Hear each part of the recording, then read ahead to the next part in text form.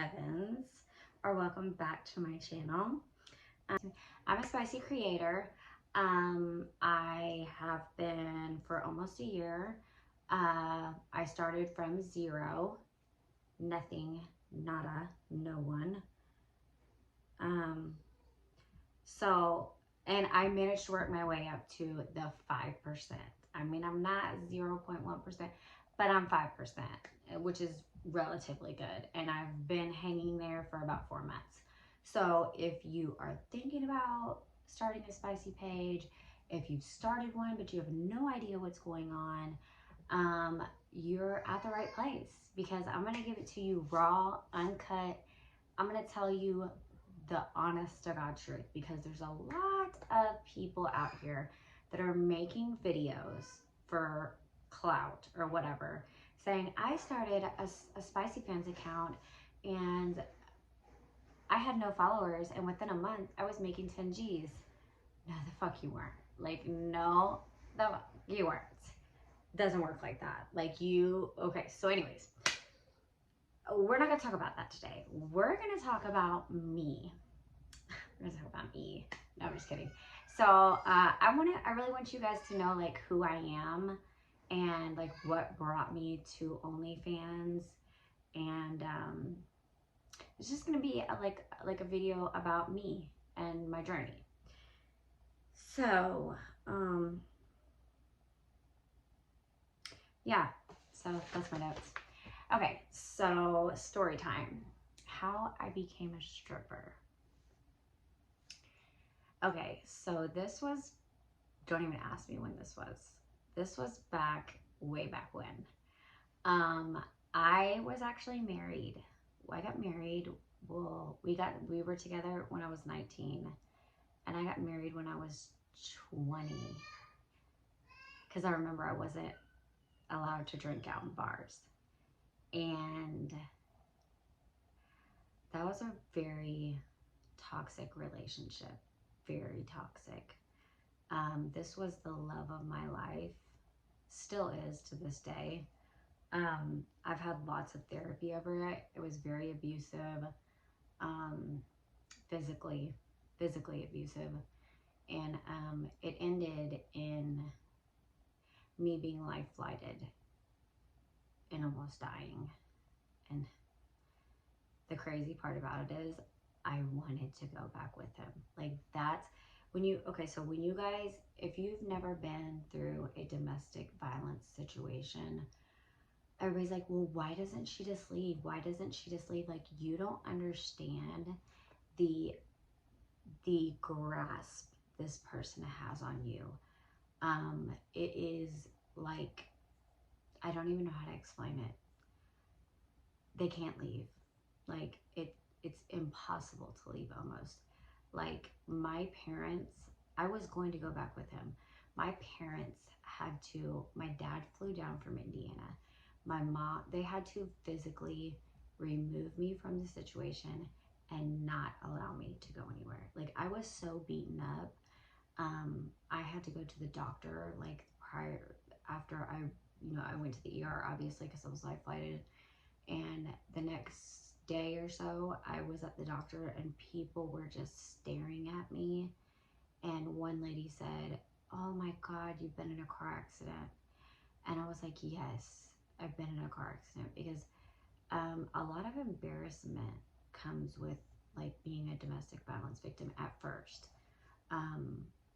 But you have to go through therapy, and this has taken me to get where I'm at right now. Long time of therapy. So, okay, anyways, so that happens, right? And I have bills, and I'm just working like a little rinky dink, like 9 to 5, and I can't pay my bills. So I'm talking to my friend Frankie. This is my best friend at the time. And this was like I'm freshly single. So I'm like, let's go out, let's party. And I'm talking to her, and I'm like, I don't know what I'm gonna do. And she's like, well, come to New Orleans with me and dance. And I'm like, what? Oh my God, no, I could never. So she keeps on like, come on, like, come on. And so finally I said, fuck it. It was a Friday. I was supposed to work the next day.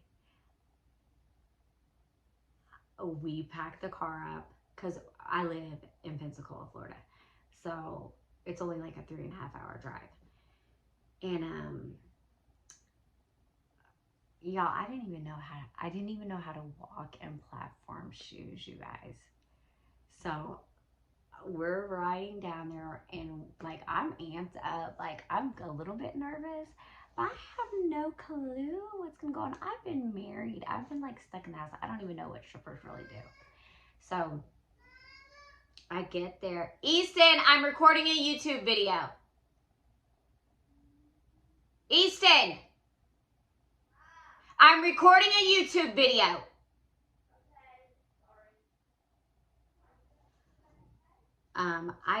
I had no idea. On the way there, I can remember us thinking, like, what is your name gonna be? Like, what is your name gonna be? So I'm like thinking. I'm like, I like Blake, you know, because it's like, I don't know. And I was like, what about Blake Glenn? And so that was my name, y'all, when I tell you. So where we worked at was like the nicest club in New Orleans. It's called the Penthouse. It is by far the most, what would you say? Like elegant. Okay. It's $20 just to get in the door. My drink that I drank was $20. So let's just say I go to the audition and I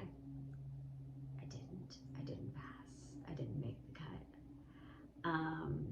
But he's like, you know what? Let's give you a little bit of time to feel things out and you can be a shot girl. And I'm like, okay, well, at least I get to do that. I mean, I guess.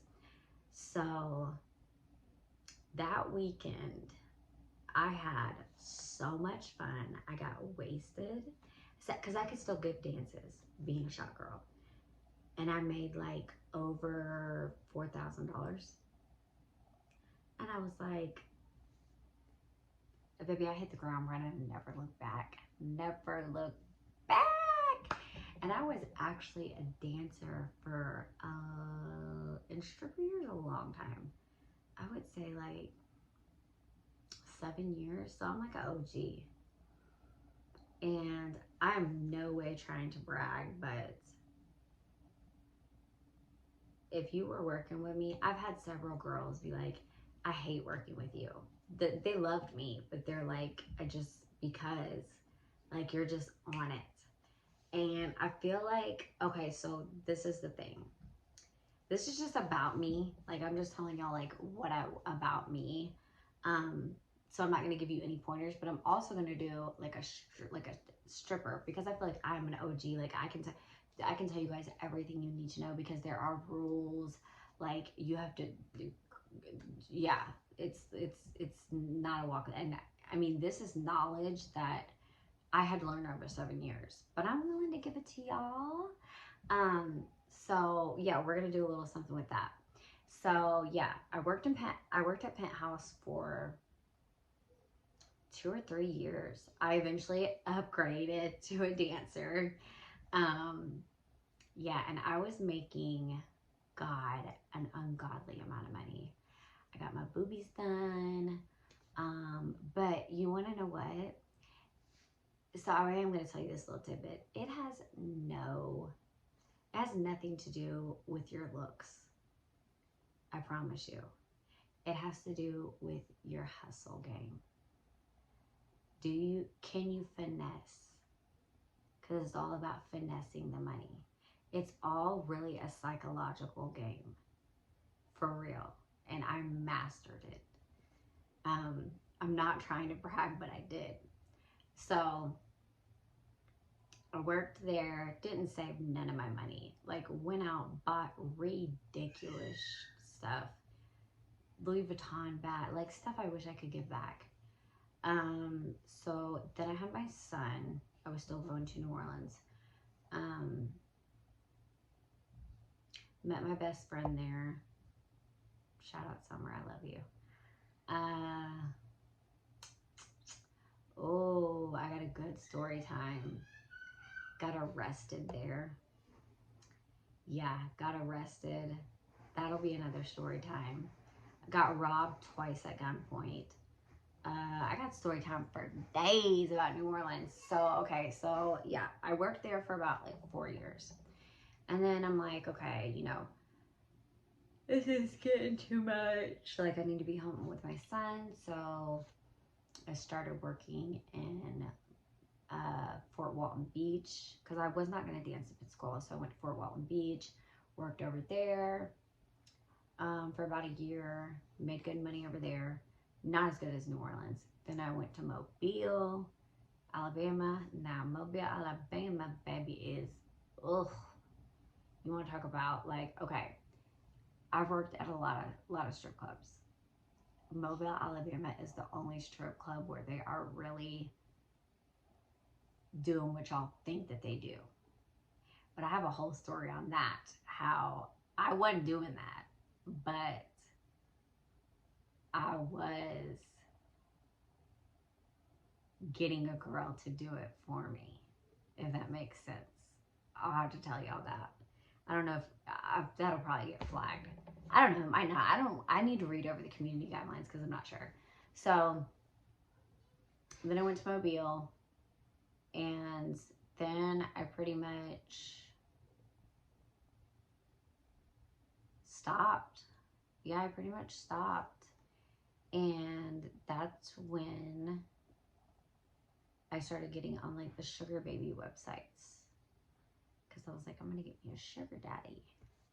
And I did. And I had him for like a year. He bought me a new car, paid all my bills. He was like 85. His name was James. And he ended up dying, you guys. He ended up dying of like heart failure. It's really sad. That's when I started escorting. And I'm not proud of it. But you know what? If I'm going to come on here and talk about things, I'm going to keep it 100% real. So, yeah, I started escorting. And I made really good money. Like, I was not giving it away. I was charging a good grip. I would travel. I had my see, my thing is like, at first I started out, I was fucking terrified. Fucking terrified. But I got regulars. I had my regulars that I would see. And I would see my regulars and they would pay for my bills. So it was like I would see like 5 regulars a month, and I had all my bills paid. I got cars bought for me. Went on vacations. Like, yeah, I was not no like trick. I was an upscale, classy escort. Like Bunny, like, you know, like Jelly Roll and Bunny, like that was me, but I wasn't in Vegas. I was in like Destin, Panama City, which is still like, you know,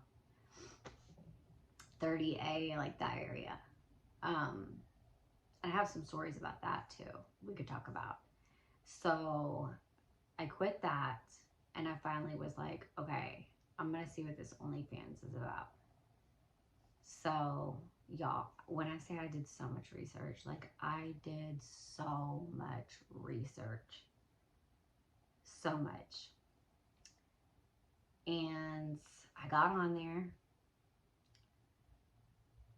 and I slowly, I mean, the one thing about it is you have to be consistent. I'm gonna tell you right now, 20% of your time is gonna be making content. The other 80% of your time is gonna be promo. And we're gonna go over the different strategies and stuff. But that is a story about how little old me became a stripper. Thank you guys so much for clicking on my video and watching it.